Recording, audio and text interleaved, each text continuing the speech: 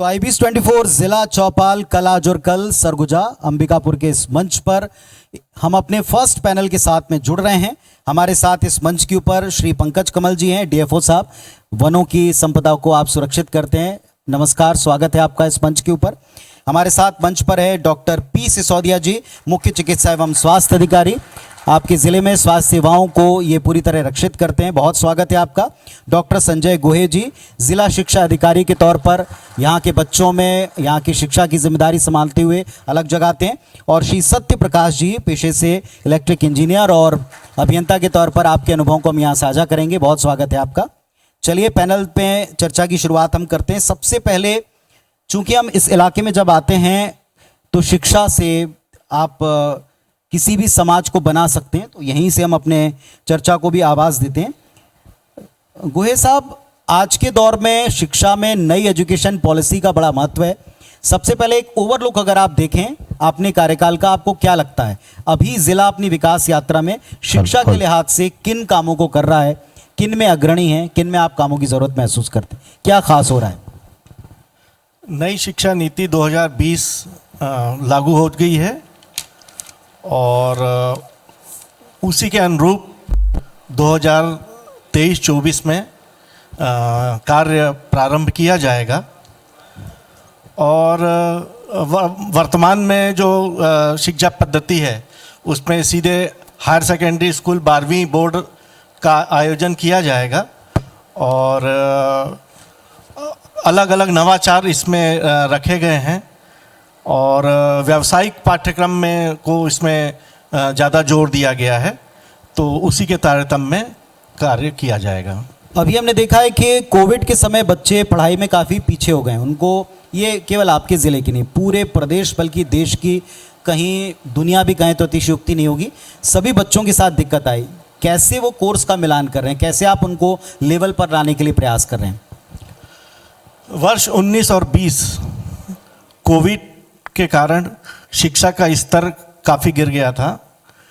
शिक्षक पढ़ा नहीं रहे थे, तो ऐसी चुनौती आई थी। तो प्रारंभ में जिलाधीश महोदय जब कुंदन कुमार जी आए तो सर्वप्रथम सभी प्राचार्यों की बैठक लिए और बैठक लेने के बाद उन्हें मोटिवेट किया गया उनके द्वारा और उनने मिशन 90+ अभियान चलाने के लिए कहा था। और 90+ का मतलब है कि 90% बच्चे 90 के एवब परसेंट लाएं। और साथ ही 2017 के बाद से ज़िले में कोई भी बच्चा मेरिट में नहीं आया था, तो सभी प्राचार्यों को निर्देश दिए गए थे कि जो अच्छे बच्चे हैं उनका चिन्हांकन करें और उनको विशेष कोचिंग दें। तो उसका असर ये रहा कि इस वर्ष हमारे ज़िले से 2 बच्चे मेरिट में आए। एक 4th रैंक में पहुँच विहीन गांव का बच्चा आरगोती स्कूल से मेरिट में 4था स्थान प्राप्त किया और स्वामी आत्मानंद स्कूल की बच्ची जो है मेरिट में 6वां स्थान प्राप्त की। बहुत शुभकामनाएं आपको इस उपलब्धि के लिए और कलेक्टर साहब को भी साधुवाद कि उन्होंने आकर सबसे पहले शिक्षा के ऊपर इतना फोकस किया है। थोड़ा सा अब हम आते हैं यहाँ की वन संपदा पर। श्री पंकज कमल जी हैं, वन मंडल अधिकारी साहब। जहाँ आप प्रवेश करते हैं सरगुजा में, यहाँ की वन संपदा, यहाँ की प्राणी संपदा, जहाँ का नाम ही अपने आप में गज से जुड़ा हुआ हो, किस तरह के वनों से रिलेटेड आप प्रोजेक्ट्स को देख रहे हैं? वनों को बचाना बल्कि बढ़ाना, यह आज हर ज़िले की, देश की, प्रदेश की समस्या है। कैसे डील कर रहे हैं आप यहाँ? जो हमारा सरगुजा का फॉरेस्ट है, ये जैसा आपने कहा कि हाथी और अन्य वन्य प्राणी यहाँ पर बहुत अच्छी मात्रा में पाए जाते हैं और यहाँ का जो फॉरेस्ट एरिया है उसका संरक्षण, संवर्धन दोनों का काम हमारा एक रिस्पॉन्सिबिलिटी है और इसको हम लोग हर साल एक योजनाबद्ध तरीके से करते रहते हैं।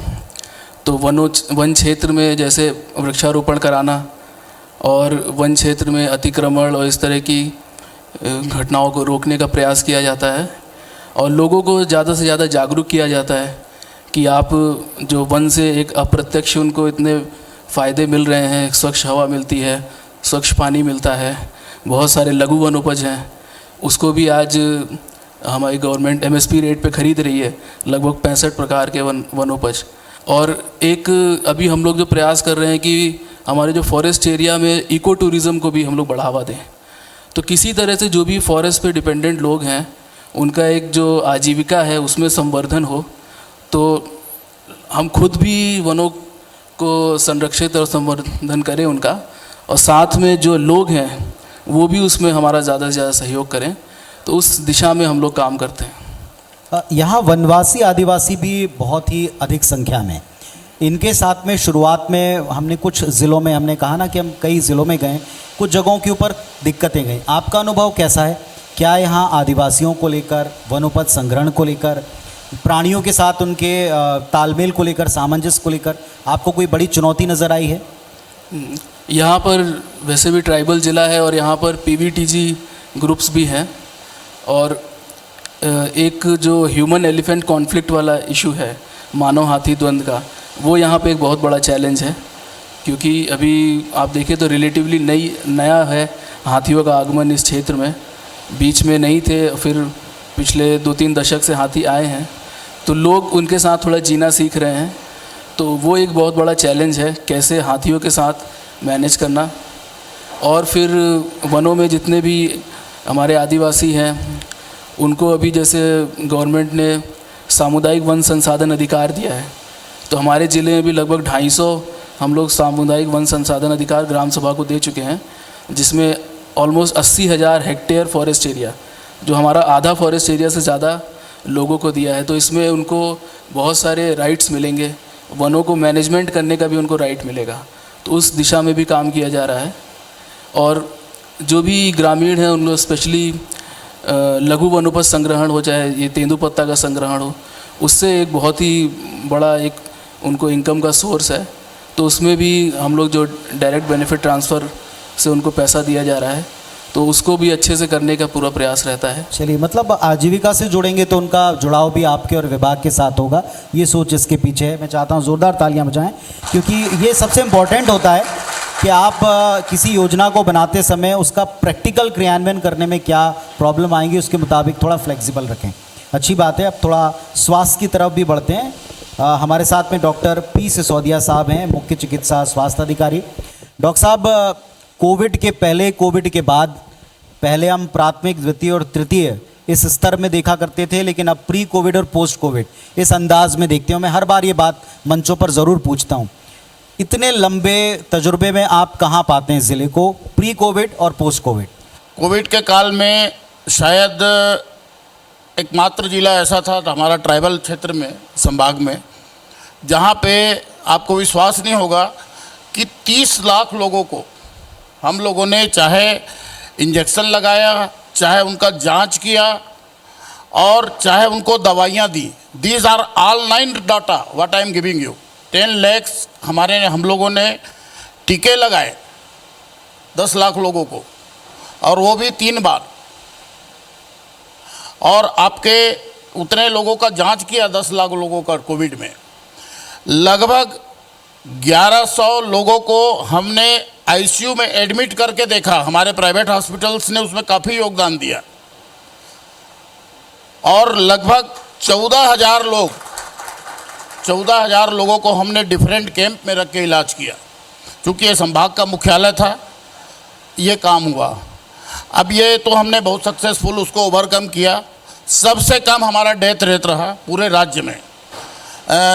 251 डेथ कोविड से हुए, जो कि रायपुर में जहाँ पे 3-3 हज़ार डेथ हुए हैं उसकी तुलना में बहुत कम है। तो ये हमारी एक उपलब्धि थी सर। फिर पोस्ट कोविड एरा आया, हमारे ऊर्जावान कलेक्टर साहब आए। पहला उन्होंने, जब मेरे से मीटिंग हुई तो पहला बात किया उन्होंने कि हमको गांव के अंदर के अंदर हिस्से तक आपको स्वास्थ्य पहुंचाना है, स्वास्थ्य सुविधा। यहाँ आने के पहले मैं कदमोहा गांव में था, मैं सीधा वहाँ से यहाँ आके बैठा हूँ अभी। और ये सर की ही प्रेरणा थी। और इनका जो प्राइमरी हेल्थ केयर होता है, मैं आपके नॉलेज के लिए बताना चाहूँगा, उसके कंपोनेंट होते हैं, प्रिंसिपल्स होते हैं।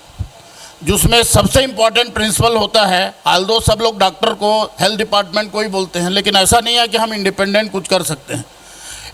फर्स्ट प्रिंसिपल्स होते हैं उसके इंटर सेक्टोरल कोऑर्डिनेशन, और हमारे कलेक्टर साहब के नेतृत्व में ये हमने अचीव किया है। और जैसे हाट बाज़ार है, आपको विश्वास नहीं होगा, 3.5 लाख लोगों को हमने चेक किया है। जो कैंसर का जो मरीज होता था, यहाँ पे आपको विश्वास नहीं होगा, हम लोग के आने के पहले अगर एक इंजेक्शन लगाने के लिए उसको रायपुर जाना पड़ता था, सिंपल इंजेक्शन, विनक्रिस्टिन का सिंपल इंजेक्शन होता है, वो जाके कोई प्राइवेट में यहाँ का आदमी इंजेक्शन लगाता था।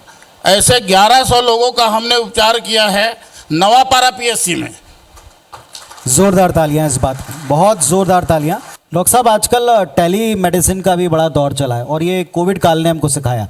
ज़रूरी नहीं है कि एक एक्सपर्ट डॉक्टर हर एक जगह मौजूद हो, लेकिन उसकी सेवाओं का एक हिस्सा, एक्सपर्ट ओपिनियन, ये तो हम ले ही सकते हैं। ये तो अच्छी तरह से अभियान संचालित होगा, या आपको लगता है इस दिशा में काम करना है अभी? नहीं, टेलीमेडिसिन पे हम लोगों ने वर्क किया है, और हमारे यहाँ पे टेलीमेडिसिन पे सेशंस हो रहे हैं, और इवन हेल्थ वेलनेस सेंटर पे ये जो अभी आया है कि योजना, उसमें टेलीमेडिसिन के द्वारा हम लोगों के बहुत सारे इलाज किए जा रहे हैं। मेडिकल कॉलेज के चिकित्सकों की सेवाएं ली जा रही हैं। और अभी जैसे कलेक्टर साहब ने एक नया बनाया कि हमारे पास में चूँकि अल्ट्रासाउंड के लिए हम लोगों को यहाँ पे आने पे 20-20 दिन का वेटिंग टाइम था, तो हम लोगों ने उसको किया कि हमने मोबाइल एक अल्ट्रासाउंड कर दिया, और हमारा एक मोबाइल क्लिनिक जाता है, टीम जाता है जो सामुदायिक स्वास्थ्य केंद्रों में जाता है, और अभी तक हम लोगों ने 3000 प्लस लोगों, गर्भवती महिलाओं का जांच किया है। बहुत शुभकामनाएं आपको, जोरदार तालियां मैं चाहता हूं। मैं आऊँगा चैलेंजेस पर भी और आने वाले कल पर भी, लेकिन हमारे साथ में यहाँ इस मंच के ऊपर सत्यप्रकाश जी हैं, इलेक्ट्रिक इंजीनियर के तौर पर। सत्यप्रकाश जी, सबसे प्राचीन ज़िला, इतनी ज़बरदस्त पहचान रखने वाला ज़िला, राजनीतिक तौर पर एक हस्ती परिवार, राज परिवार से जुड़ा ज़िला, लेकिन इसकी विकास यात्रा में एक नागरिक के नाते भी और जिस दायित्व को आप निभाते हैं उसके नाते भी आपको लगता है कि इस ज़िले की विकास यात्रा सही दिशा में बढ़ी है? रफ्तार को लेकर आपका क्या तजुर्बा है अभी तक का? तो सरगुजा के बारे में अपना एक्सपीरियंस है कि पहले यहाँ पे हर तरह के चैलेंजेस थे। जैसे हमारा होता है सप्लाई मेंटेनेंस का, सब लो वोल्टेज की समस्या, बिजली चोरी की समस्या, ये सारी सब इंफ्रास्ट्रक्चर की समस्या, ये सारे चैलेंजेस थे। लेकिन कुछ सालों में धीरे धीरे हम लोगों ने इस पे बहुत अच्छा काम किया, और इन सभी चैलेंजेस को हम लोगों ने एक्सेप्ट करते हुए आज सरगुजा की बिजली और यहाँ की लाइन लॉस, रेवेन्यू की स्थिति, ये सभी पे हम लोगों ने अच्छे काम किए, जिसके बहुत अच्छे नतीजे आए हैं, और बड़े बड़े सब स्टेशन का निर्माण हुआ। जैसे मैं बोलना ये चाह रहा था कि पहले सीतापुर, मेनपाट, लखनपुर, ये सब दूरस्थ क्षेत्रों में लो वोल्टेज की समस्या हुआ करती थी, और अंबिकापुर में सिर्फ 132 सब स्टेशन होता था।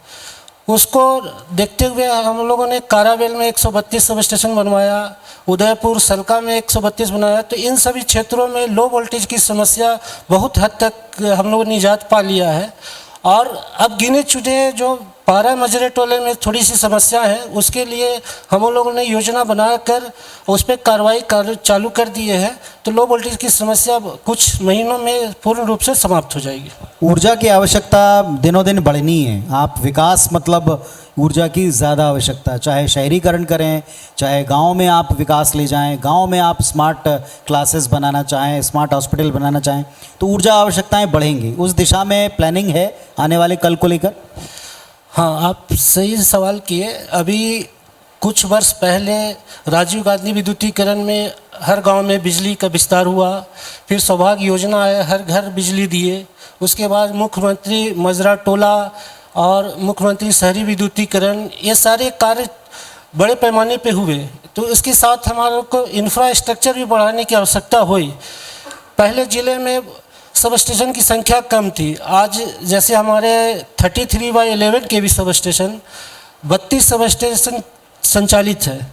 लेकिन अभी RDSS स्कीम एक आई है, उसमें हम लोगों ने 22 सब स्टेशन और बनाने का योजना तैयार किए हैं और वो सेंक्शन भी हो चुका है। और 3 सब स्टेशन जो मुख्यमंत्री अधोसंरचना के अंतर्गत 3 सब स्टेशन पे काम भी चल रहा है। तो इस तरह से हम लोग इंफ्रास्ट्रक्चर पर पूर्ण रूप से स्टडी करके और काम शुरू कर दिए। अब थोड़ा आने वाले कल की तरफ भी लिए चलते हैं आप सबको, क्योंकि हमारी जो आने वाले कल की प्लानिंग है आपकी, उसको भी पूरे प्रदेश तक पहुंचाना है। मैं शुरुआत पुनः वहीं से कहूँगा जहां से हमने शिक्षा को लेकर शुरुआत की थी। सिसोदिया साहब, एजुकेशन में आपने न्यू एजुकेशन पॉलिसी का जिक्र किया, लेकिन आज बच्चे 2 तरह के चैलेंजेस से गुजर रहे हैं। एक कि उनको ऐसी एजुकेशन मिले जो सीधे रोज़गार से जुड़े, 2 उनकी फिजिकल एक्टिविटी पहले के मुकाबले धीरे धीरे कम हो गई, क्योंकि हम देखते हैं देश की प्रदेश की सरकार चाहती है कि बच्चे खेलें भी और प्रतिस्पर्धी भी बने।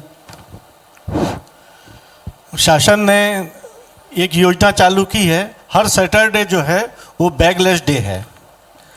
तो हर सैटरडे को बच्चों को स्पोर्ट्स में, कल्चरल एक्टिविटी में, जनरल नॉलेज में, सब में उनको किया जाता है। और हर स्कूल में एक पीरियड जो है स्पोर्ट्स का रहता है और बच्चे उसमें रहते हैं और व्यायाम शिक्षकों की व्यवस्था है।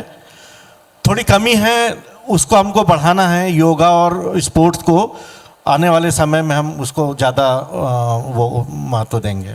आने वाले समय के कल के 2 और चैलेंजेस हैं। एक, बच्चे जो पढ़ लिए हैं, अच्छा अपना करियर बनाना चाहते हैं, वो अपने क्षेत्र को ना छोड़ें, जिसको हम टैलेंट फ्लो कहते हैं।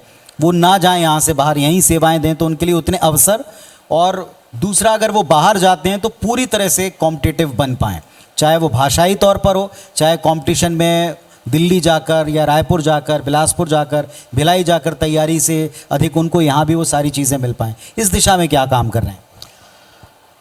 इस वर्ष जो है जिलाधीश महोदय के मार्गदर्शन में सभी ब्लॉक में और जिला मुख्यालय में निःशुल्क आवासीय प्रशिक्षण किया जाना है, जिसमें हम नीट, जेई, एनडीए और क्लेट की कोचिंग आयोजित करेंगे। और ये रेसिडेंशियल रहेगी और जिले स्तर पे ऐसी व्यवस्था कर ली गई है। और सत्र प्रारंभ होते ही ये कोचिंग हम प्रारंभ कर देंगे, ताकि ज़्यादा से ज़्यादा बच्चों को अवसर मिले और वो जिले का नाम रोशन करें। सिसोदिया साहब, हेल्थ को लेकर के एक और बड़ा चैलेंज हम देखते हैं, वो है आज की तारीख में आपको कंपटीशन करना पड़ता है कई बार निजी संस्थानों से। रेफर सेंटर बन के ना रह जाएं, आपके पीएचसी हों, सीएचसी हों या डिस्ट्रिक्ट हॉस्पिटल हों, या अगर यहाँ का मेडिकल कॉलेज है तो वो साधन संपन्न और आज के समय के हिसाब की जितनी नई नई बीमारियां हैं, चैलेंजेस हैं, उनको दूर कर पाए। सतत काम करना होगा। आने वाले कल की प्लानिंग क्या आपकी इसको लेकर? देखिए, आपने बहुत सही चीज़ किया।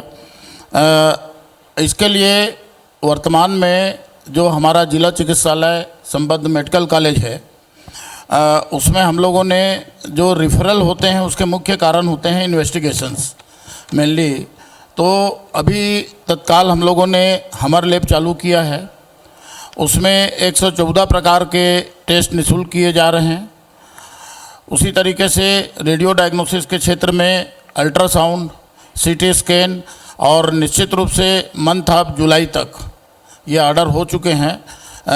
एमआरआई भी यहाँ पे लग जाएगा। जो यहाँ तक हायर सेंटर में रिफरल की बात है, तो यहाँ पर मैंने महसूस किया है और कलेक्टर साहब से अनेकों बार हम लोग की चर्चा हुई है, एक मात्र चीज़ है जो कि न्यूरो सर्जरी, उसके लिए भी हम लोग प्रयासरत हैं। उम्मीद करता हूँ मैं आने वाले 1-2 महीने में हम लोग को न्यूरो सर्जन यहाँ पे मेडिकल कॉलेज में उपलब्ध हो जाएंगे। राज्य में सबसे बड़ा एनआईसीयू मेडिकल कॉलेज रायपुर में काहारा के बाद में अंबिकापुर में अभी बना हुआ है जी, और खुलकर तालियां बजाएं कृपया इस पर। जहाँ पे 70 बच्चे नवजात शिशु का इलाज हो रहा है। ऐसे नवजात शिशु अगर जिनको उपचार ना मिले तो उनकी मृत्यु निश्चित है, जिनको प्राइवेट में भी कहीं पे भी नहीं रखा जाता। ऐसे सारे केसेस का उपचार शासकीय संस्थानों में होता है। निश्चित रूप से 2-4% में प्रॉब्लम आता है, उसके लिए हमारा जिला प्रशासन बड़े संजीदा है हमने बहुत अच्छा काम किया है, इसलिए ये सारी सुविधाएं हमारे लिए बढ़ रही हैं और हम आगे जा रहे हैं। मेडिकल कॉलेज का हमारा हॉस्पिटल जो कि 600 बेडेड का है, अगर वो जल्दी से जल्दी बन जाए, यहाँ पे ऑलमोस्ट शायद बन चुका है, लेकिन अगर ये जल्दी बन जाए तो हमारे पास में जो अभी रिसोर्स है उससे दुगना रिसोर्स हमारे पास में हो जाएगा। और पूरे चूँकि संभाग का मुख्यालय होने के कारण, सीमावर्ती प्रदेश होने के कारण, हम वहाँ पर विशेषज्ञों को बुलाकर और हमको एक्स्ट्रा ह्यूमन रिसोर्स मिल जाएंगे, जिससे हमको ये सुविधा होगी। तो मेरी तो एकमात्र मांग है कि हमारा मेडिकल कॉलेज का hospital as early as possible चालू हो जाए। चलिए डॉक्टर साहब ने खुल के बात रखी है, जोरदार तालियां बजाएं आप इस पर। आपका ध्यान है आने वाले कल पर भी। मैं वापस डीएफओ साहब के पास पहुंचता हूं। पंकज कमल जी, वनों को बढ़ाने के लिए क्या कर रहे हैं, क्योंकि विकास की सबसे ज़्यादा कीमत पेड़ पौधे और वन ही चुकाते हैं। जैसे आपने वनों को बढ़ाने की बात की, उसके लिए एक बहुत ही महत्वाकांक्षी स्कीम माननीय मुख्यमंत्री जी द्वारा 21 मार्च को लॉन्च की गई थी, मुख्यमंत्री वृक्ष संपदा योजना। तो इसमें क्या है कि जो भी किसान हैं और ग्रामीण हैं, उनकी निजी भूमि पे हम लोग वृक्षारोपण करने के लिए उनको प्रोत्साहित कर रहे हैं। तो इस योजना में 5 एकड़ तक जो भी अपने निजी भूमि पे प्लांटेशन करेगा, उसको 100% अनुदान के रूप में जो भी उसकी राशि लगेगी उसको वापस दिया जा रहा है। और यहाँ तक ही नहीं, इस बार बड़े किसानों को भी टारगेट करते हुए 5 एकड़ से ज़्यादा भूमि जो है जिनकी है, उनको भी 50% अनुदान दिया जा रहा है। तो जो गवर्नमेंट का टारगेट है 36,000 एकड़ पर ईयर, और उसमें हमारे ज़िले में भी 1,000 से ऊपर एकड़ में करीब 600 हितग्राही हैं जो अपने इस बार इस योजना से जुड़े हैं। और कुछ ने 21 मार्च को जिनके पास सिंचाई व्यवस्था थी उनने रोपण किया था, और जुलाई में अभी रोपण किया जाएगा, जिसमें 5 लाख से ऊपर पौधे हम लोग मतलब वो लोग खुद लगाएंगे, और जो उनको तकनीकी मार्गदर्शन चाहिए वो सब उसको विभाग प्रोवाइड करेगा। जोरदार तालियां डीएफओ साहब के लिए, उनके प्रयासों के लिए। उम्मीद करते हैं कि आप अपने लक्ष्यों को प्राप्त करें। तो IBS 24 जिला चौपाल कल, आज और कल, इसमें सेशन में हमने देखा कि अगर सबसे प्राचीन जिले से ये उम्मीद हम रखते हैं कि ये रायपुर को कई सारे मामलों में चुनौती देता नजर आए, चुनौतियों से आगे बढ़कर सलूशन देता नजर आए, तो स्वास्थ्य की दिशा में, शिक्षा की दिशा में कई सारे अच्छे काम ये कर रहा है। ऊपर से स्वास्थ्य मंत्री जी का अपना ज़िला है, तो यहाँ भी इस लिहाज से नज़र रहती है। और बड़ा संतोष है कि इस दिशा में काम भी हो रहा है, और चुनौतियों को भी उसी खुले मन से स्वीकार करते हैं, कमियों को भी उसी खुले मन से स्वीकार करते हैं। पर जहाँ कमियों को स्वीकार करने की शक्ति हो, वहीं आगे बढ़ने के लिए एक मादा भी मिलता है, आपको विजन भी मिलता है। बहुत शुभकामनाएं आपको अपने विभागों में अच्छे काम करने के लिए, और बहुत धन्यवाद जिला चौपाल पर आकर खुलकर बात रखने के लिए। पुनः किसी पड़ाव पर आप सबसे मुलाकात होगी, उम्मीद करेंगे तब और आप आगे होंगे, अग्रणी होंगे। बहुत धन्यवाद।